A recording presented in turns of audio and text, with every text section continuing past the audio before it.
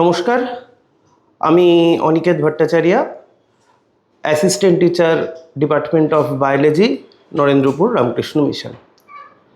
দেখো, সেমিস্টার 3 তোমাদের already complete হয়ে গেছে। সেমিস্টার 4-এর তোমরা নিশ্চয়ই পড়াশোনা শুরু করে দিয়েছো। তো আমরা তোমাদের কাছে এনেছি কিছু সেমিস্টার 4-এর কিছু ভিডিও লেকচার।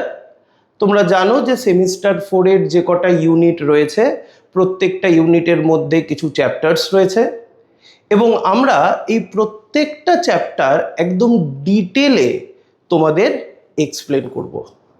সাথে সাথে বলে দেব যে এই চ্যাপ্টার থেকে কি ধরনের কোয়েশ্চেন আসতে পারে বা কি ধরনের কোয়েশ্চেন এলে তোমরা সেই প্রশ্নগুলোকে কিভাবে লিখবে। তার কারণ হচ্ছে সেমিস্টার 3 আর সেমিস্টার 4-এর মধ্যে এটাই পার্থক্য যে সেমিস্টার 4-এ তোমাদের কিন্তু লিখতে হবে। সেমিস্টার 3-তে তোমরা এমসিকিউ টাইপের কোয়েশ্চেন সলভ করেছিলে, তো সেক্ষেত্রে যেটা তুমি জানো তাহলে ডেফিনেটলি জানলে তুমি সেটাকে টিক দিয়ে দিয়েছিলে, ফুল মার্কস পেয়ে যাবে তোমরা তাতে। কিন্তু সেমিস্টার 4-এ কিন্তু তোমাকে কিছু শর্ট কোয়েশ্চেন লিখতে হতে পারে, কিছু এমসিকিউ করতে হতে পারে এবং সবচাইতে বড় কথা হচ্ছে 5 নম্বরের কোয়েশ্চেন তোমাকে কিন্তু লিখতে হবে। তো সেক্ষেত্রে কোন কোন জায়গার থেকে প্রশ্নগুলো আসতে পারে বা কোন কোন জায়গার থেকে বড় কোয়েশ্চেন আসার চান্সেস বেশি, কোন কোন জায়গার থেকে শর্ট কোয়েশ্চেন টাইপের জিনিসগুলো ইম্পর্টেন্ট, এইগুলো তোমাদের জানানোর জন্যই আমাদের এই ছোট্ট প্রয়াস। এবং এই প্রয়াসে আমরা কিন্তু প্রত্যেকটা চ্যাপ্টার তোমরা থরলি আমরা তোমাদের সামনে এক্সপ্লেন করব। চ্যাপ্টার শুরু করার আগে আমরা একটু প্রথমে সিলেবাসটার সম্পর্কে একটু জেনে নিই। একটু বোর্ডের দিকে তাকাও।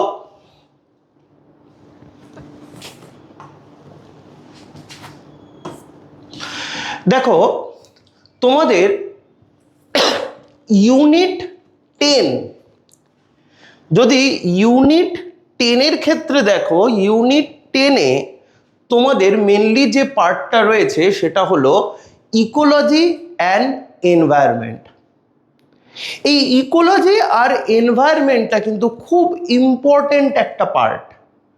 কেন?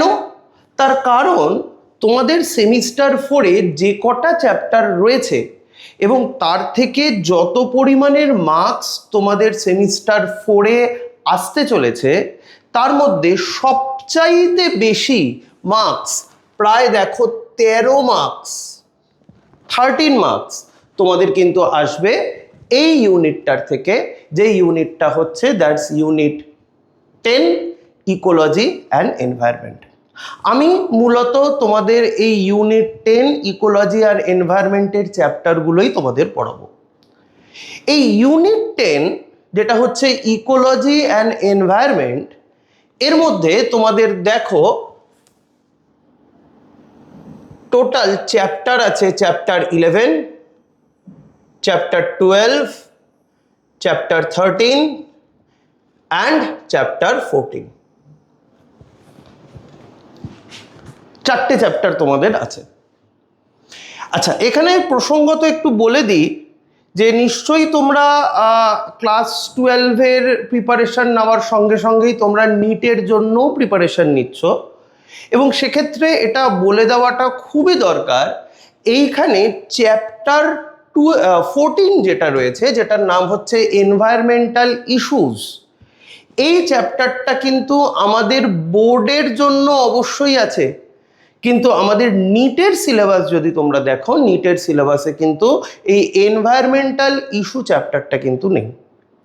তো নিট দিচ্ছ খুব ভালো কথা, কিন্তু বোর্ডের জন্য কিন্তু তোমাকে আলাদা করে এই এনভায়রনমেন্টাল ইস্যুস এই চ্যাপ্টারটা কিন্তু তোমাদের অবশ্যই পড়ে রাখতে হবে। এছাড়াও চ্যাপ্টারের ভেতরে কিছু কিছু জায়গায় কিছু জিনিস অ্যাডিশন আছে, কিছু জিনিস ডিলিশন আছে with respect to the NEET syllabus আমাদের বোর্ডের সিলেবাসে। সেটা যখন আমি প্রত্যেকটা চ্যাপ্টার পড়াবো, তোমাদের প্রত্যেকটা চ্যাপ্টারের কোন জিনিসটা এক্সট্রা, কোন জিনিসটা ডিলিট হয়ে গেছে, মানে নিটে আছে বোর্ডে নেই, বা উল্টোটা বোর্ডে আছে নিটে নেই, আমি তোমাদের বলতে থাকবো। তো আপাতত দেখো এই ইকোলজি অ্যান্ড এনভায়রনমেন্টের মধ্যে একদম ফার্স্ট যে টপিকটা সেটা হলো অর্গানিজম অ্যান্ড পপুলেশন। এই অর্গানিজম আর পপুলেশন এই টোটাল পার্টটার যদি আমি ডিটেল সিলেবাসটাকে দেখি, দেখো এখানে কি কি রয়েছে। মিনিং অফ এনভায়রনমেন্ট, এনভায়রনমেন্ট বা পরিবেশ বলতে আমরা কি বুঝি, হ্যাবিট্যাট এবং নিশে। আচ্ছা, এই হ্যাবিট্যাট আর নিশে এই টপিকটা একটু স্টার মার্কস দিয়ে রাখবে। হ্যাবিট্যাট এবং নিশে এই টপিকটা কিন্তু তোমাদের নিটের সিলেবাসে নেই, কিন্তু আমাদের বোর্ডের সিলেবাসে এটা কিন্তু আমাদের পড়তে হবে, হ্যাবিট্যাট অ্যান্ড নিশে। এরপরে population interaction, mutualism, competition, predation, parasitism. Population অ্যাট্রিবিউটসের মধ্যে growth, birth rate, death rate and age distribution. এই টোটালটা হলো এই ইকোলজি আর এনভায়রনমেন্ট মানে ইউনিট 10-এর ফার্স্ট চ্যাপ্টার, যেটা চ্যাপ্টার 11-এর ডিটেল ব্রেকআপ। যেটা আমি বলছিলাম যে ইকোলজি অ্যান্ড এনভায়রনমেন্ট এই টপিকটা এতটাই ইম্পর্টেন্ট এবং এখান থেকে কিন্তু সবচাইতে বেশি কোয়েশ্চেন, প্রায় 13 নম্বরের কোয়েশ্চেন কিন্তু তোমাদের এই জায়গাটার থেকে আসবে। এবং এই 13 নম্বরের কোয়েশ্চেনের মধ্যে আমরা যদি কোয়েশ্চেনের ডিস্ট্রিবিউশন প্যাটার্নটাকে একটু লক্ষ্য করি, তাহলে দেখবে এখানে কি আসবে, 1 নম্বরের দুটো কোয়েশ্চেন, 2 নম্বরের 3টে কোয়েশ্চেন এবং 5 নম্বরের একটা কোয়েশ্চেন। Very important. একমাত্র ইকোলজির এই পার্টটা মানে ইউনিট 10 থেকেই কিন্তু তোমাদের বড় কোয়েশ্চেন 5 নম্বরের কোয়েশ্চেন কিন্তু আসবে। অন্য ইউনিটগুলোর থেকে 5 নম্বরের কোয়েশ্চেন আসবে না, এই ইউনিটার থেকেই 5 নম্বরের কোয়েশ্চেন আসবে। তার জন্য এক্ষেত্রে কিন্তু খুব ইম্পর্টেন্ট যে একটা কোয়েশ্চেনের আনসার তোমরা কিভাবে লিখবে, 5-এর আনসারের ক্ষেত্রে কি কি ইনফরমেশন তোমরা তার মধ্যে দেবে, সেইটাকে জানা কিন্তু খুব দরকার। ঠিক আছে, তো আমরা সরাসরিভাবে চ্যাপ্টারের ডিটেলের মধ্যে চলে যাই। একটু বোর্ডটা মুছে নিই, চ্যাপ্টারের ডিটেলের মধ্যে চলে যাই। ফাইন।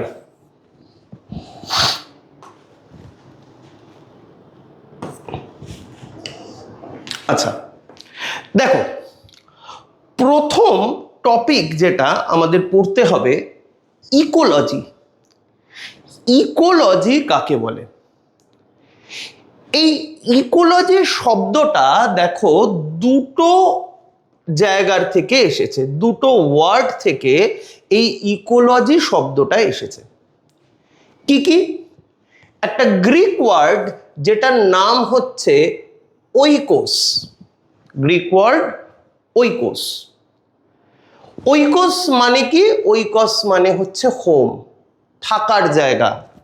যে কোনো অর্গানিজম যে জায়গায় থাকে, একটা গাছ হতে পারে, একটা প্রাণী হতে পারে, একটা অণুজীব মাইক্রোবস হতে পারে, সে যে জায়গায় থাকে সেটাই তার হোম, সেটাই তার বাসস্থান, সেটাকেই আমরা গ্রিক ওয়ার্ডে আমরা সেটাকে বলি ওইকোস। আর লোগস, লোগস মানে হচ্ছে স্টাডি, অধ্যয়ন। তার মানে ইকোলজি হলো এমন একটা ব্রাঞ্চ অফ বায়োলজি যেখানে আমরা প্রত্যেকটা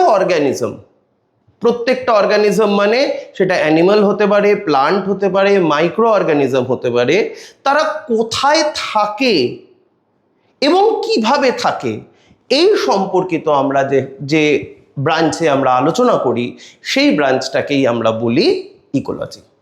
তাহলে ইকোলজি দেখো কি লেখা আছে, it is a branch of biology that deals with the interaction of organisms with each other and within their physical environment. এই ডেফিনেশনে দুটো জায়গা খুব ইম্পর্টেন্ট। কোন দুটো জায়গা খুব ইম্পর্টেন্ট? দেখো এখানে লেখা আছে ইন্টারাকশন। কার সঙ্গে ইন্টারাকশন? এক হচ্ছে অর্গানিজমসদের ইন্টারাকশন উইথ ইচ আদার, এবং কার সঙ্গে? With the environment. মানে এটা বোঝো, ধরো একটা অর্গানিজম রয়েছে কোনো একটা জায়গায়, এ একটা অর্গানিজম রয়েছে, আর একটা অর্গানিজম রয়েছে, বি অর্গানিজম রয়েছে। এবার এই যে এ এবং বি অর্গানিজম, এরা একে অপরের সঙ্গে ইন্টারঅ্যাক্ট করছে, আবার এই এ আর বি অর্গানিজম দুজনেই এনভায়রনমেন্টের সঙ্গে ইন্টারাকশন করছে। ঠিক আছে, এনভায়রনমেন্টের সঙ্গে ইন্টারাকশন করা মানে কি?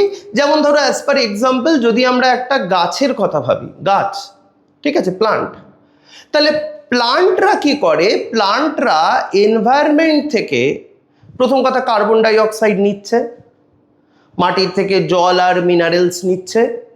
কার্বন ডাই অক্সাইড মিনারেলস হলো সূর্যের আলো নিচ্ছে, নিয়ে তারা একটা carbohydrate type of food material তৈরি করছে। আবার as a result of photosynthesis সেখানে কি হচ্ছে? অক্সিজেন জেনারেট করছে। গাছ কি করছে? সেই অক্সিজেনটাকে আবার পরিবেশের মধ্যে ফিরিয়ে দিচ্ছে। তাহলে এই যে গাছ আর এনভায়রনমেন্ট, সে এনভায়রনমেন্টের থেকে কিছু জিনিস নিচ্ছে, আবার সে এনভায়রনমেন্টে কিছু জিনিস ফিরিয়ে দিচ্ছে, এটাকেই আমরা বলি ইন্টারাকশন। তাহলে প্রত্যেকটা অর্গানিজম নিজেদের মধ্যে ইন্টারাক্ট করে, আবার প্রত্যেকটা অর্গানিজম তার এনভায়রনমেন্ট যেখানে তারা থাকে তার সঙ্গে ইন্টারাক্ট করে। তাহলে যে বায়োলজির ব্রাঞ্চে আমরা এই দুটো জিনিস নিয়েই স্টাডি করি, কি নিয়ে স্টাডি করি? একটা অর্গানিজমের সঙ্গে আর একটা অর্গানিজমের মধ্যে ইন্টারাকশন, আর অর্গানিজমসের সঙ্গে পরিবেশের ইন্টারাকশন, সেই ব্রাঞ্চ অফ বায়োলজিটাকেই আমরা বলি ইকোলজি। তাহলে এখান থেকে যদি 1 নম্বরের কোয়েশ্চেনে আসে যে what do you mean by ecology, বা 2 নম্বরের কোয়েশ্চেনে ধরে এলো what do you mean by ecology, তাহলে এই জিনিসটা তোমাদের লিখে দিলে হয়ে যাবে যে it is a branch of biology that deals with the interaction of organisms with each other and with their physical environment. Physical environment মানে যে এনভায়রনমেন্টে অর্গানিজমটা রয়েছে। বোঝাতে গেল? চলো এবার আমাদের কিছু সায়েন্টিস্টের নাম, এই রিলেটেড কিছু সায়েন্টিস্টের নাম আমাদের জানতে হবে। প্রথম সায়েন্টিস্টের নাম দেখো লেখা আছে আর্নেস্ট হেকেল, সালটা 1869। প্রথম তিনি ইকোলজি এই ওয়ার্ডটাকে ইউজ করেছিলেন। আর্নেস্ট হেকেল প্রথম ইকোলজি এই শব্দটাকে তিনি কিন্তু ব্যবহার করেছিলেন। কিন্তু ইকোলজি সম্পর্কিত বিভিন্ন বিষয়গুলির সম্পর্কে আর্নেস্ট হেকেল খুব একটা এক্সপ্লেন করে যেতে পারেননি। আর্নেস্ট হেকেলের পর আরেকজন সায়েন্টিস্ট যার নাম হচ্ছে রেইটার। এই রেইটার নামটা খুব ইম্পর্টেন্ট, তার কারণ হচ্ছে এই রেইটার উনি কি করেছিলেন, এই যে ইকোলজি এই ওয়ার্ডটা যেটা কে দিয়েছিল? আর্নেস্ট হেকেল দিয়েছিল। এই ইকোলজি শব্দটাকে পপুলারাইজ করেছিলেন। পপুলারাইজ করা মানে কি? সবার মধ্যে সেই ইকোলজি ওয়ার্ডটাকে ছড়িয়ে দিয়েছিলেন। তাহলে আর্নেস্ট হেকেল 1869-এ প্রথম ইকোলজি ওয়ার্ডটাকে প্রবর্তন করেন, এবং তার কিছু বছর পর 1885-এ রেইটার, দেখো লেখা আছে, he formally defined the concept of ecology and published the first book with oikology the title. তাহলে ইকোলজির নামটাকে প্রবর্তন করেন হেকেল, কিন্তু এই ইকোলজিটাকে সবার মধ্যে ছড়িয়ে দেওয়া বা এই ইকোলজির কনসেপ্টকে প্রপারলি এক্সপ্লেন করে এই ইকোলজি শব্দটাকে পপুলারাইজ করার কাজটাকে করেন দ্যাটস রেইটার ইন 1885। নেক্সট দুজন সায়েন্টিস্টের আরও আমরা নাম পড়ব। এক হচ্ছে আলেকজান্ডার ভন হামবোল্ট, এনাকে বলা হয় ফাদার অফ ইকোলজি, বাংলায় বলে ইকোলজির জনক। আর Ramdeo Mishra, father of ecology in India বা father of Indian ecology. Ramdeo Mishra তিনি কিন্তু ভারতবর্ষে প্রথম ইকোলজি শব্দটা বা ইকোলজি রিলেটেড যে রিসার্চগুলোকে সেগুলোকে পপুলারাইজ করেছিল। তো তোমাদের এই দুটো নাম কিন্তু পড়ে রাখতে হবে, father of ecology and Indian father of ecology. ঠিক আছে, তাহলে আশা করা যায় এই জায়গার থেকে মোটামুটি যে জিনিসগুলো এখানে বলা হয়েছে তার সম্পর্কে তোমাদের কিছুটা আইডিয়া পাওয়া গেল যে ইকোলজি কাকে বলে, ইকোলজি শব্দটা কে প্রবর্তন করেন এবং ইকোলজি শব্দটাকে কে পপুলারাইজ করেন। নেক্সট স্লাইডে চলে যাই। নেক্সট স্লাইডে দেখো, আমি একটু আগেই বলছিলাম যে ফাদার অফ ইন্ডিয়ান ইকোলজি যিনি রামদেও মিশ্রা, তার সম্পর্কে এখানে একটা কিছু ইনফরমেশন দেওয়া আছে। তোমাদের ক্লাস 12-এর এনসিইআরটির বই যদি তোমরা ফলো করো, নিটের জন্য তো খুবই ইম্পর্টেন্ট, তোমাদের এনসিইআরটি পড়তেই হবে। তো এনসিইআরটির বইয়ের এটা একটা জাস্ট পেজটাকে আমি ডাইরেক্টলি তুলে দিয়েছি। এই জায়গাটার থেকে তোমাদের কি কি জিনিস, তোমাদের কি কি ইনফরমেশন মনে রাখতে হবে, যেটা নিটের জন্য ভীষণভাবে কিন্তু ইম্পর্টেন্ট। এই জায়গাগুলোর থেকে কিন্তু নিটে প্রশ্ন দেয়, বোর্ডেও দিতে পারে, একটা দুটো শর্ট কোয়েশ্চেন দিতেই পারে, কিন্তু নিটে কিন্তু এই জায়গাটার থেকে কিন্তু প্রশ্নটা দেয়। কোন কোন ইনফরমেশনগুলো তোমাদের এই টোটাল সেকশন থেকে একটু পড়তে হবে, একটু তোমরা আন্ডারলাইন করে রাখবে। যে প্রথম কথা হচ্ছে, দেখো লেখাই আছে রামদেও মিশ্রা, তার সময়কালটা 1808 থেকে 1998। নেক্সট, রামদেও মিশ্রাকে আমরা বলি, দেখো লেখা আছে father of ecology in India, father of ecology in India. আমি একটু আগেই এই কথাটা বলেছি। নেক্সট দেখো, এখানে আমি লেখা আছে যে his research led the foundation for understanding of, খুব important, tropical communities and their succession। 2 নম্বর,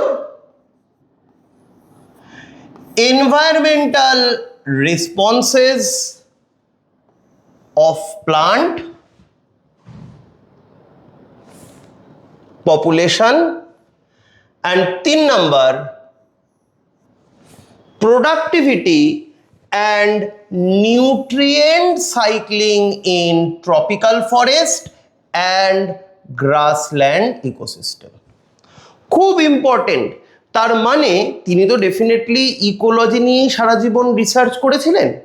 তো এইখানে এই যে 1, 2, 3 আমি নাম্বারিং করে দিয়েছি, এটা হলো ইকোলজি এই ব্রাঞ্চে তার কন্ট্রিবিউশন কি ছিল। তার মানে তিনি কোন কোন বিষয়ের উপরে তিনি রিসার্চ করেছিলেন, কোন কোন বিষয় তার রিসার্চের এরিয়া ছিল।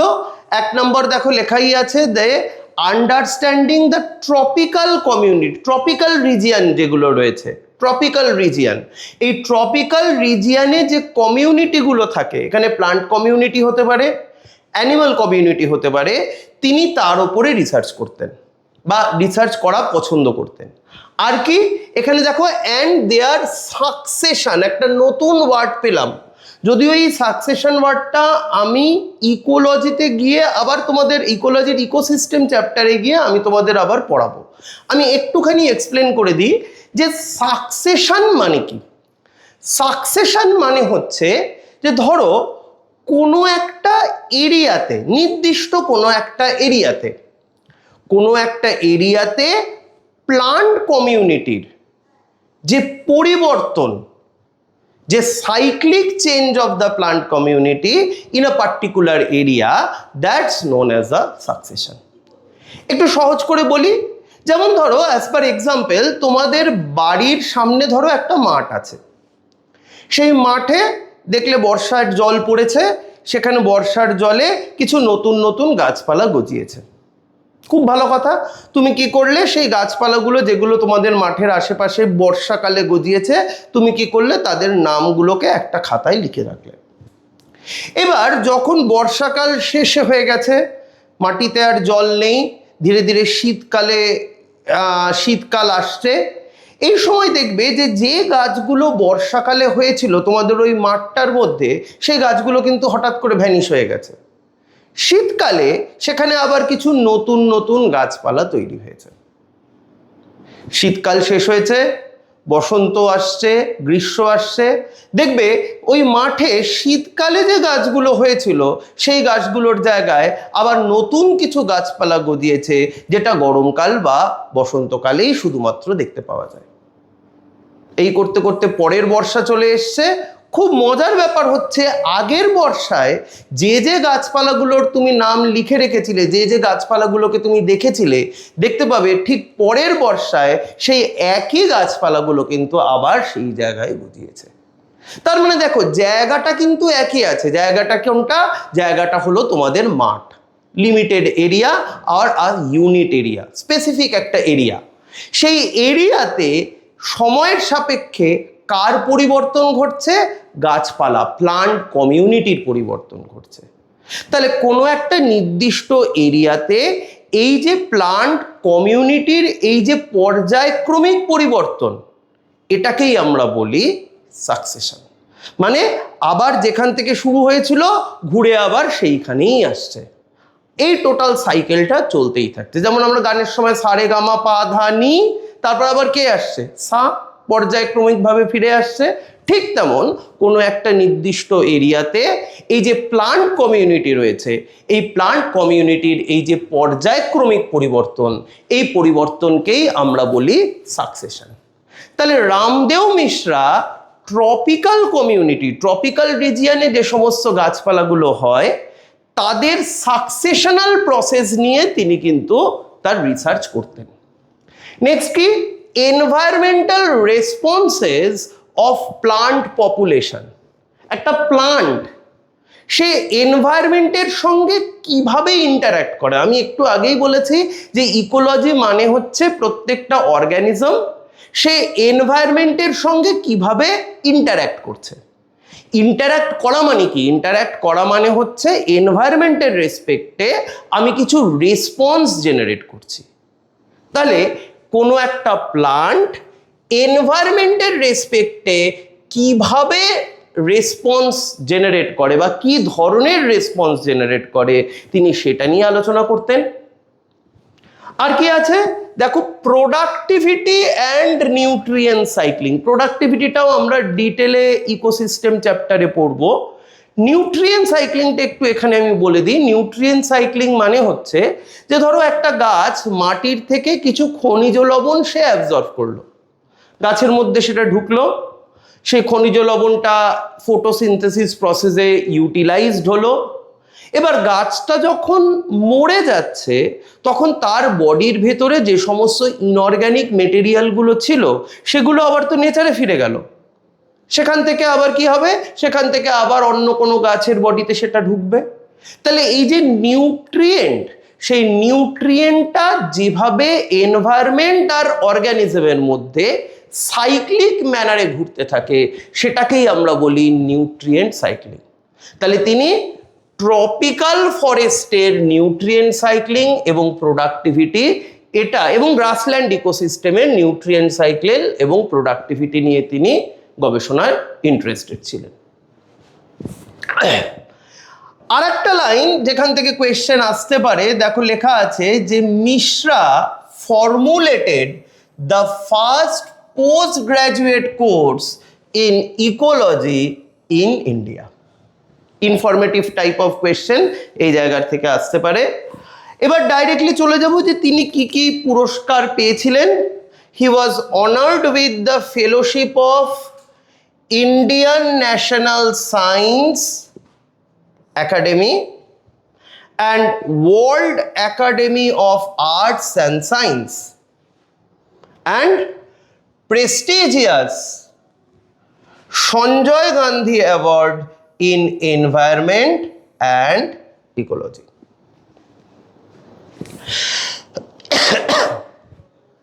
ঠিক আছে, তাহলে এনসিইআরটির এই যে পার্ট থেকে তোমাদের কিন্তু এই ইনফরমেশনগুলো একটু তোমাদের মাথায় রাখতে হবে। চলো আমরা নেক্সট স্লাইডে চলে যাই।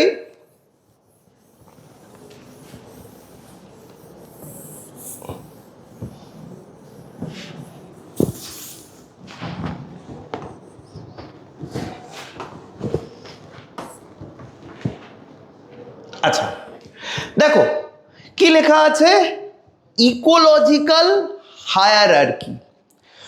তোমরা যখন ট্যাক্সোনমি চ্যাপ্টারটা পড়েছিলে, লিভিং ওয়ার্ল্ড, মনে করো ক্লাস 11-এর প্রথম চ্যাপ্টারটাই ছিল লিভিং ওয়ার্ল্ড, সেখানে তোমরা একটা ওয়ার্ড পেয়েছিলে যেটাকে বলা হতো ট্যাক্সোনমিক্যাল হায়ারার্কি। ঠিক এখানেও একটা ওয়ার্ড আমরা পাচ্ছি, যে ওয়ার্ডটাকে আমরা বলি ইকোলজিক্যাল হায়ারার্কি। কাকে বলে ইকোলজিক্যাল হায়ারার্কি? ইকোলজিক্যাল হায়ারার্কি বলতে আমরা কি বুঝি? দেখো, the system that organises life from the smallest unit to the largest in order to increasing the complexity. মানে এটা বোঝো। এই ক্ষেত্রেও আমাদের দুটো জায়গা খুব ইম্পর্টেন্ট। এক নাম্বার হচ্ছে দ্যাটস হায়ারার্কি মানেই that's the organisation of life forms, organisation of life forms from smallest unit to largest. আমি ছোটর থেকে বড়তে অর্গানিজমসদের বা গ্রুপ অফ অর্গানিজমসদের আমরা সাজাচ্ছি, এবং এই সাজানোর সময় আমাদের মাথায় কি রাখতে হবে? আমরা মাথায় রাখতে হবে যে যাতে আমরা ইনক্রিজিং কমপ্লেক্সিটির ওপরে বেস করে সাজাই। তার মানে যেগুলো ভীষণভাবে সিম্পল সেইগুলোকে আমরা আগে রাখবো, এবং ধীরে ধীরে আমরা সিম্পলের থেকে কমপ্লেক্সের দিকে মুভ করব। তাহলে আমরা সিম্পল থেকে কমপ্লেক্সের দিকে মুভ করার মাধ্যমে যদি অনেকগুলো অর্গানিজম বা অনেকগুলো গ্রুপ অফ অর্গানিজমকে সাজাই, তাহলেই সেটাকে আমরা বলবো ইকোলজিক্যাল হায়ারার্কি। এখানে আমরা কি বলবো? Ecological hierarchy. তাহলে ইকোলজিক্যাল হায়ারার্কির একেবারে স্মলেস্ট ইউনিট যদি আমরা দেখি, ইকোলজিক্যাল হায়ারার্কির একেবারে স্মলেস্ট ইউনিটটাকে আমরা কি বলি? স্মলেস্ট ইউনিটটাকে আমরা বলি, দেখো লেখা আছে অর্গানিজম। যে কোনো ইকোলজি ফাউন্ডেশন, ইকোলজি মানে কি আবার একটু মনে করিয়ে দিই, যে প্রত্যেকটা অর্গানিজম এবং তার এনভায়রনমেন্ট, অর্গানিজম আর তার এনভায়রনমেন্ট, এদের মধ্যে যে ইন্টারাকশন, সেটাই ইকোলজি। তার মানে ইকোলজিকে আমাকে যদি পড়তে হয়, তাহলে আমাদের সবার আগে কার সম্পর্কে জানতে হবে? অর্গানিজম সম্পর্কে জানতে হবে। অর্গানিজম মানে কি? অর্গানিজম মানে হচ্ছে স্পিসিস, যে কোনো স্পিসিস, একটা প্লান্ট স্পিসিস হতে পারে, একটা অ্যানিমাল স্পিসিস হতে পারে, বা একটা মাইক্রোবস হতে পারে। তাহলে প্রথম ইকোলজির একেবারে স্মলেস্ট ইউনিট যেটাকে আমরা বলি দ্যাটস অর্গানিজম অর স্পিসিস। এবার অনেকগুলো অর্গানিজম মিলে বা অনেকগুলো স্পিসিস মিলে তৈরি হয় একটা পপুলেশন। ঠিক আছে, অনেকগুলো পপুলেশন মিলে তৈরি হয় একটা কমিউনিটি, অনেকগুলো কমিউনিটি এবং তার সঙ্গে এনভায়রনমেন্ট একত্রে মিলে তৈরি হয় ইকোসিস্টেম, ইকোসিস্টেম অনেকগুলো মিলে তৈরি হয় বায়োম, আর সবচাইতে ইকোলজির লার্জেস্ট ইউনিটটাকেই আমরা কি বলি? বায়োস্ফিয়ার। আমি একটা খুব ইজি এক্সাম্পল দিয়ে বলি, তাহলে তোমাদের বুঝতে সুবিধা হবে। যেমন অর্গানিজম বা স্পিসিস, ধরো আমি ধরলাম রয়্যাল বেঙ্গল টাইগার। তাহলে রয়্যাল বেঙ্গল টাইগার একটা অর্গানিজম। এবার এরকম অনেকগুলো রয়্যাল বেঙ্গল টাইগার একসঙ্গে রয়েছে, তাহলে অনেকগুলো রয়্যাল বেঙ্গল টাইগার মিলে তৈরি হয় রয়্যাল বেঙ্গল টাইগারের পপুলেশন।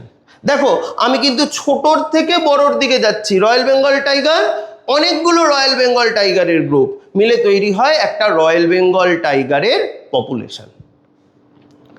এবার ধরো কোনো একটা জঙ্গলে এরকম রয়্যাল বেঙ্গল টাইগারের একটা পপুলেশন আছে, একটা লেপার্ডের পপুলেশন আছে, একটা প্যান্থারের পপুলেশন আছে, একটা পিউমার পপুলেশন আছে।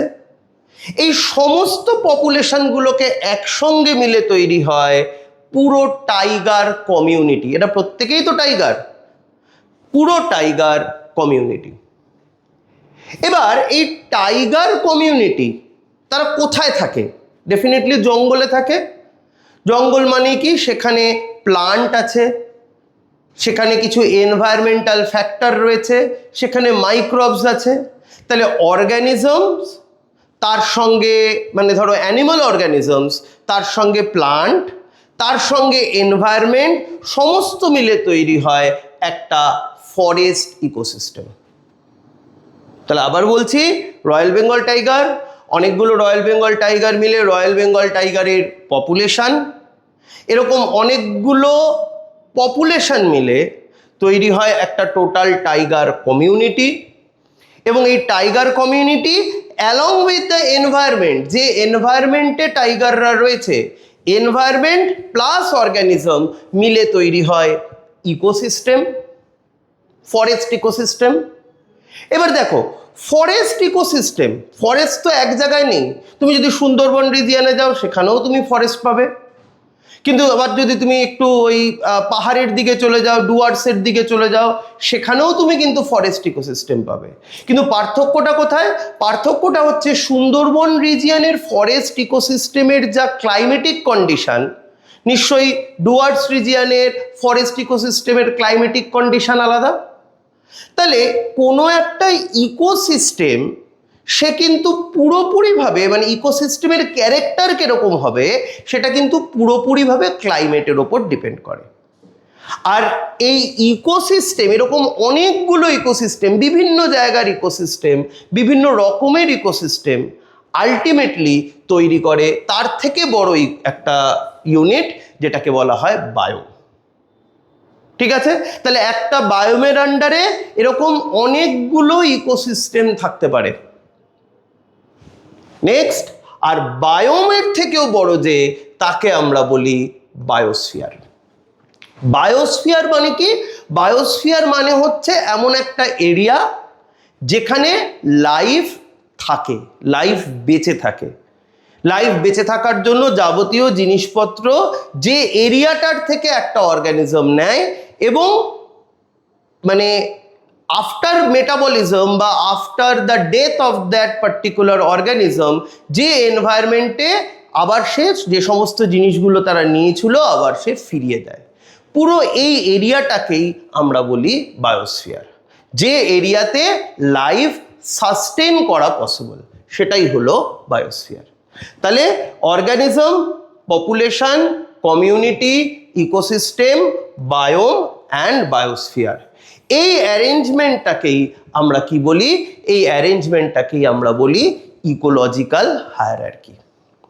এখান থেকে ইকোলজিক্যাল হায়ারার্কি কি কোয়েশ্চেনে দিতে পারে, এবং ইকোলজিক্যাল হায়ারার্কি স্মলেস্ট আর লার্জেস্ট ইউনিট কি, আমাদের কিন্তু কোয়েশ্চেনে আসতে পারে।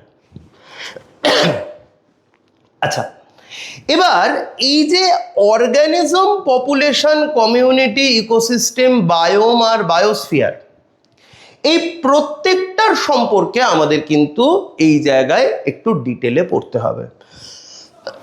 মেনলি যেহেতু চ্যাপ্টারটা হচ্ছে পপুলেশন ইকোলজি, পপুলেশনটাকে নিয়ে তো আমাদের অবশ্যই পড়তেই হবে ডিটেলে, কিন্তু পপুলেশন ছাড়াও আমাদের এই যে প্রত্যেকটা পপুলেশন বাদ দিয়ে যে প্রত্যেকটা প্যারামিটার, সেইটার সম্পর্কেও আমাদের কিন্তু একটু অল্প বিস্তর পড়ে রাখতে হবে।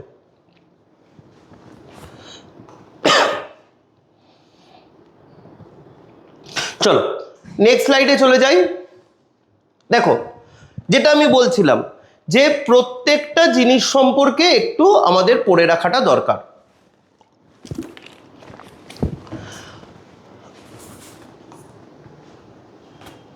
দেখো, লেভেল অফ অর্গানাইজেশনের একেবারে প্রথম যে ইউনিট আমি একটু আগেই দেখিয়েছিলাম, একদম ফার্স্ট ইউনিট লেভেল অফ অর্গানাইজেশনের, যেটাকে আমরা বলি অর্গানিজমস বা যেটার নাম হচ্ছে স্পিসিস। কাকে বলে অর্গানিজম বা species? An organism is a living and the smallest unit in nature which performs all the life processes in its body. তাহলে ইকোলজিক্যাল হায়ারার্কির একেবারে সবচাইতে ছোট ইউনিট, যে ইউনিটটা এনভায়রনমেন্টের মধ্যে বেঁচে থাকে এবং বেঁচে থাকতে গিয়ে সে তার বডির মধ্যে যাবতীয় যা যা লাইফ প্রসেসেস চলছে সেই লাইফ প্রসেসেসগুলো প্রপারলি ফাংশনিং করে, সেই গ্রুপটাকেই আমরা বলি দ্যাটস দ্য অর্গানিজম। এবার আমাদের এই অর্গানিজম বা স্পিসিস রিলেটেড তিনটে টার্ম আমাদের এখান থেকে শর্ট কোয়েশ্চেনে দিতে পারে। আমাদের স্পিসিস রিলেটেড তিনটে টার্ম আমাদের পড়তে হবে। কি কি? একটা হলো, দেখো লেখাই আছে ক্রিটিক্যালি লিঙ্কড স্পিসিস। 2 নম্বর দেখো লেখা আছে কিস্টোন স্পিসিস। আর এর পরের স্লাইডে আমরা গিয়ে দেখতে পারবো আর একটা গ্রুপ যেটাকে বলা হয় এন্ডেমিক স্পিসিস। তাহলে এই তিনটে টার্মিনোলজি আমাদের কিন্তু পড়ে রাখতে হবে। একটাকে আমরা বলি ক্রিটিক্যালি লিঙ্কড স্পিসিস, 2 নম্বর হচ্ছে কিস্টোন স্পিসিস, 3 নম্বর হচ্ছে এন্ডেমিক স্পিসিস। আগে বুঝে নাও, তারপর আমি পড়িয়ে দেবো। দেখো, প্রথম কথা হচ্ছে কাকে বলে ক্রিটিক্যালি লিঙ্কড স্পিসিস। ধরো দুটো স্পিসিস আছে, ঠিক আছে? ধরো দুটো স্পিসিস আছে, একজন হচ্ছে এ স্পিসিস আর একজন হচ্ছে বি স্পিসিস। এই দুটো স্পিসিস যদি তার সারভাইভালের জন্য, বেঁচে থাকার জন্য একে অপরের ওপরে একেবারে 100% ডিপেন্ডেন্ট, একে অপরের সঙ্গে একেবারে অঙ্গাঙ্গিভাবে জড়িত আছে, যুক্ত আছে, ঠিক আছে?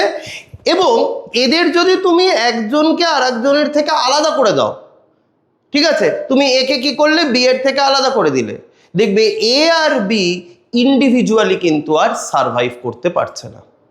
তাহলে তাদের যদি নেচারে সারভাইভ করতে হয় তাহলে দুজনকে একসঙ্গেই সারভাইভ করতে হবে। তাহলে যদি তাদের সারভাইভালটা একজন আর একজনের ওপর ডিপেন্ডেন্ট থাকার জন্যই তাদের সারভাইভালটা হয়, তাহলে সেই ধরনের স্পিসিসকেই আমরা বলবো ক্রিটিক্যালি লিঙ্কড স্পিসিস। তার মানে তারা এতটাই নিজেদের মধ্যে লিঙ্কড আছে যে তাদের যদি তুমি আলাদা করে দাও তারা সারভাইভ করতে পারবে না। দেখো কি লেখা আছে, দেখো লেখা আছে two group of species that are linked together in such a way that absence of one species leads to the survival crisis of the other species. তাহলে দুটো গ্রুপ অফ স্পিসিস, তারা একে অপরের সঙ্গে কি আছে, লিঙ্কড আছে, তারা একে অপরের সঙ্গে একেবারে অঙ্গাঙ্গিভাবে যুক্ত আছে এবং এমনভাবেই তারা যুক্ত আছে, দেখো লেখা আছে in such a way that absence of one species, একজন যদি মরে যায়, একজন যদি সেখান থেকে বেরিয়ে যায়, তাহলে সেটা আর একজনের জন্য সারভাইভাল ক্রাইসিস হয়ে যাবে। বেঁচে থাকলে একসঙ্গেই বেঁচে থাকবো, দুজনকে আলাদা করে দিলে আর বাঁচা সম্ভব হবে না। অলরেডি তোমরা ক্লাস 11-এ পড়ে এসেছো, বায়োলজিক্যাল ক্লাসিফিকেশনে তোমরা পড়ে এসেছো লাইকেন। আমরা জানি লাইকেন কি, লাইকেন হচ্ছে একটা সিম্বায়োটিক অ্যাসোসিয়েশন। তার মধ্যে সিম্বায়োটিক অ্যাসোসিয়েশন, লাইকেন হলো symbiotic association between algae and fungi. যে সমস্ত অ্যালগি আর ফাঙ্গিরা, শৈবাল এবং ছত্রাকরা লাইকেন তৈরি করে, সেই সমস্ত শৈবাল এবং ছত্রাকরা তারা কিন্তু একে অপরের ওপর 100% ডিপেন্ডেন্ট হয়। কিভাবে ডিপেন্ডেন্ট হয় পড়ে এসেছো, আমি আরেকবার একটু বলে দিই যে তোমরা জানো যে ফাঙ্গি কি করে, মাটির থেকে জল এবং মিনারেলসকে অ্যাবজর্ব করে অ্যালগিকে দেয়। অ্যালগি কি করে, অ্যালগি সেই জল আর মিনারেলস থেকে খাবার তৈরি করে সে নিজেও খায়, ফাঙ্গিকেও খাওয়ায়। আর ফাঙ্গি কি করে, অ্যালগিদের প্রোটেক্ট করে। বাড়িতে যেমন বাবা বাজার করে আনলো, মাকে দিলেন, মা রান্না বান্না করে নিজেও খেলেন, বাড়ির সবাইকেও দিলেন, বাবাকেও দিলেন, আর বাবা কি করছে, প্রোটেক্ট করছে। তো বাবার কাজটা এখানে কে করে, বাবার কাজটা এখানে করে হচ্ছে ফাঙ্গি, আর মায়ের কাজটা রান্নাবান্নার কাজ কে করছে, এখানে অ্যালগি। তাহলে যে সমস্ত লাইকেনে অ্যালগি আর ফাঙ্গি ইনভলভ, মানে সমস্ত লাইকেনই অ্যালগি আর ফাঙ্গি ইনভলভ, মানে যে সমস্ত অ্যালগি বা ফাঙ্গি লাইকেন তৈরি করে, সেই অ্যালগি আর ফাঙ্গিকে যদি তুমি আলাদা করে দাও, দেখবে লাইকেনের আর কোনো অস্তিত্বই নেই। তাদের বেঁচে থাকতে গেলে, লাইকেন ফর্ম করতে গেলে তাদের এই দুটো অ্যাসোসিয়েশনটা দরকার। তাহলে এর থেকে আমরা বলতেই পারি লাইকেনের মধ্যে অ্যালগি আর ফাঙ্গি এরা হলো ক্রিটিক্যালি লিঙ্কড। ঠিক আছে, তাহলে ক্রিটিক্যালি লিঙ্কড স্পিসিস সম্পর্কে নিশ্চয়ই বোঝা গেল। তাড়াতাড়ি, সময় নেই, আমরা পরের টাইপটায় চলে যাই। দেখো আর একটা খুব ইম্পর্টেন্ট জিনিস রয়েছে যেটাকে বলা হয় কিস্টোন স্পিসিস। কিস্টোন স্পিসিস কাকে বলে? কিস্টোন স্পিসিস দেখো বলেছে এ species which make up only a small portion of the total biomass of a community but has a huge impact on the ecosystem. সেই ধরনের স্পিসিসকে আমরা বলি কিস্টোন স্পিসিস। আমি একটু বুঝিয়ে বলি তাহলে ক্লিয়ার হবে। একটা ছবি দেখাই আগে,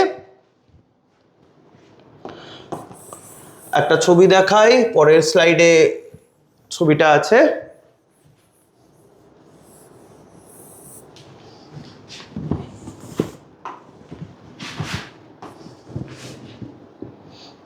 দেখো কাকে বলে কিস্টোন স্পিসিস, তারপরে আমি বলবো যে নামটা কেন কিস্টোন হলো। কাকে বলে কিস্টোন স্পিসিস? কিস্টোন স্পিসিস বলতে আমরা সেই ধরনের স্পিসিসকেই বুঝি পুরো ইকোসিস্টেমে বা ধরো পুরো কমিউনিটির মধ্যে তার সংখ্যা সবচাইতে কম, কিন্তু ওই ইকোসিস্টেমটা বা ওই কমিউনিটির এক্সিস্টেন্স, মানে সেটা আদৌ থাকবে কি থাকবে না, সেটা কিন্তু ওই কিস্টোন স্পিসিসটাই কন্ট্রোল করে। একটা কমিউনিটি বা একটা ইকোসিস্টেম কখন ডিস্ট্রয় হয়ে যেতে পারে, একটা ইকোসিস্টেম নষ্ট হয়ে যেতে পারে সেখানে যদি প্রোডিউসার না থাকে।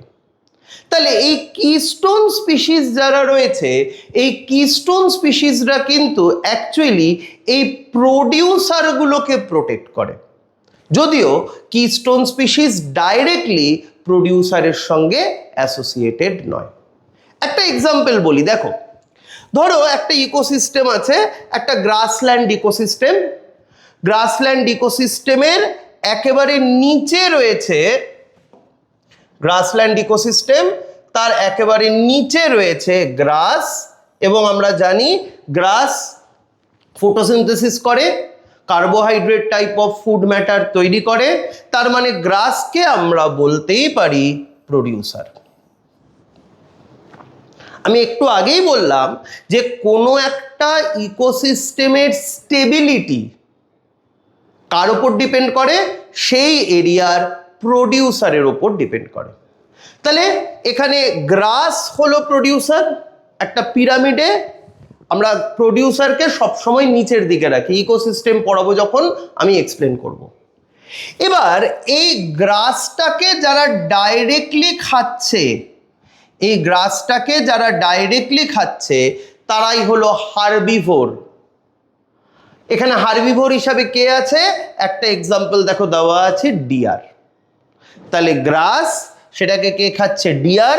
আর এই ডিয়ারকে কে খাচ্ছে, ডিয়ারকে খাচ্ছে কার্নিভোর, এখানে এক্সাম্পলে দেওয়া আছে লায়ন। এবার দেখো এই যে তিনটে গ্রুপ অফ স্পিসিস রয়েছে, গ্রাস, ডিয়ার আর লায়ন, একদম সিম্পল ভাবে চিন্তা করো, একটা বিশাল গ্রাসল্যান্ড, প্রচুর গ্রাস, সেখানে প্রচুর প্রচুর হরিণ, কিন্তু যত পরিমাণে গ্রাস থাকবে বা যত পরিমাণে হরিণ থাকবে সেই এরিয়াতে কি লায়ন তত পরিমাণে থাকবে? নিশ্চয়ই নয়, লায়নের সংখ্যা অনেক কম হবে। তাহলে এই টোটাল পিরামিডের মধ্যে সবচাইতে কম সংখ্যায় কে রয়েছে? যে ওপরের দিকে রয়েছে, কে সেটা? লায়ন। এই ক্ষেত্রে আমরা লায়নকে বলছি কিস্টোন। দেখবে আগের পাতায় ডেফিনেশনেই ছিল যে কোনো কিস্টোন স্পিসিসগুলো কোনো একটা কমিউনিটি বা কোনো একটা ইকোসিস্টেমের মধ্যে সবচাইতে কম নাম্বারে থাকে, কিন্তু কম নাম্বারে থাকলেও সেই ইকোসিস্টেমটা বা সেই কমিউনিটিটার স্টেবিলিটি বা সেই এরিয়াটার যে টোটাল স্টেবিলিটি সেটাকে কে ডিটারমাইন করে? এই কিস্টোন স্পিসিস ডিটারমাইন করে। কিভাবে ডিটারমাইন করে দেখো, ধরো এই পিরামিডের মধ্যে থেকে আমি লায়নকে সরিয়ে দিলাম, কি হয়েছিল? প্রডিউসার গ্রাস, ঘাসগুলোকে ডিয়ার খাচ্ছিল, ডিয়ারকে লায়ন খাচ্ছিল। আমি কি করলাম, এই টোটাল ফুড চেন থেকে আমি লায়নকে যদি সরিয়ে দিই, তাহলে লায়নকে সরিয়ে দিলে কি হবে? সেই ইকোসিস্টেমে ডিয়ারের সংখ্যা বেড়ে যাবে, হরিণ বেড়ে যাবে, কারণ হরিণকে তো লায়ন খায়, লায়ন এখন নেই, তার মানে টোটাল এই ইকোসিস্টেমের মধ্যে ডিয়ার বেড়ে গেছে। আর যদি ডিয়ার বেড়ে যায়, ডিয়ার কাকে খায়? গ্রাসকে খায়, তার মানে টোটাল এই সিস্টেমের মধ্যে থেকে গ্রাসের সংখ্যা কমে যাবে। কেন? তার কারণ ঘাসগুলোকে খেয়ে নিয়েছে হরিণ। আর আমি একটু আগেই বলেছি যে কোনো একটা ইকোসিস্টেমে যদি প্রডিউসারের সংখ্যা কমে যায়, তাহলে সেই ইকোসিস্টেমটা তার স্টেবিলিটিটাকে হারিয়ে ফেলে, ধীরে ধীরে ইকোসিস্টেমটা ডিস্ট্রয় হয়ে যায়। তাহলে যদি ডিয়ারের সংখ্যা বেড়ে যায় তাহলে গ্রাস নষ্ট হয়ে যাবে, গ্রাস নষ্ট হয়ে যাওয়া মানে ইকোসিস্টেমটা ডিস্ট্রয় হয়ে যাবে।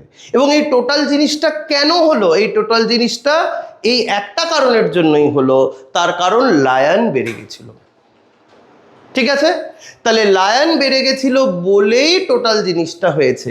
তার মানে ইনডাইরেক্টলি লায়ন, দেখো লায়ন কিন্তু ঘাস খায় না, কিন্তু ইনডাইরেক্টলি না খেলেও ইনডাইরেক্টলি লায়ন কিন্তু প্রডিউসারকে কন্ট্রোল করছে। তাহলে এই ধরনের স্পিসিসকেই আমরা বলবো কিস্টোন স্পিসিস। তাহলে কিস্টোন স্পিসিস মানে যে স্পিসিসটা কোনো একটা পিরামিডের সবচাইতে ওপরে রয়েছে। কিস্টোন স্পিসিস মানে বাকি স্পিসিসের থেকে যার নাম্বার কম, এবং 3 নাম্বার হচ্ছে নাম্বার কম হলেও টোটাল ইকোসিস্টেমের স্টেবিলিটিটা যে স্পিসিস বা যে গ্রুপ অফ স্পিসিস দ্বারা কন্ট্রোলড হয় তাদেরই আমরা বলি কিস্টোন। নামটা কেন হলো? দেখবে এই যে একটা গেট, এই গেটের একেবারে মাথায় এই যে পাথরটা লাগানো আছে, এই পাথরটাকে বলা হয় কিস্টোন। ঠিক আছে, এই পাথরটার নাম হচ্ছে কিস্টোন। এবং এই যে বাকি যে কটা পাথর রয়েছে প্রত্যেকের অ্যারেঞ্জমেন্টটা কিন্তু এই পাথরটা দিয়ে ব্যালেন্স হচ্ছে। তুমি যদি এখান থেকে কোনো কারণে এই টোটাল জিনিসটাকে সরিয়ে দাও, দেখবে টোটাল স্ট্রাকচারটা ডিস্ট্রয় হয়ে গেছে। তোমরা নিশ্চয়ই টালির বাড়ি দেখেছো, টালির বাড়ির ওপরে টালি থাকে, সেই টালিটাই কি করে? সেই টালিটাই বাকি টালিগুলোর অ্যারেঞ্জমেন্টটাকে মেনটেন করে। তাহলে ওই মাথার ওটাকে বলা হয় কিস্টোন। ঠিক একই রকম ওর সঙ্গে সিমিলারিটি রেখে কোনো একটা ইকোসিস্টেমের একেবারে টপে যে স্পিসিসটা রয়েছে সেই স্পিসিসটাকেই আমরা বলি কিস্টোন। এবং যেই কিস্টোনটা আলটিমেটলি কি করে? টোটাল পপুলেশনের স্টেবিলিটিটাকে, সরি পপুলেশন নয়, টোটাল ইকোসিস্টেমের স্টেবিলিটিটাকে মেনটেন করে। বোঝা গেল? ঠিক আছে, তাহলে আমরা এইটা যোগ দিয়ে আমাদের কমপ্লিট হলো। আমরা এবার পরের জায়গায় চলে যাই।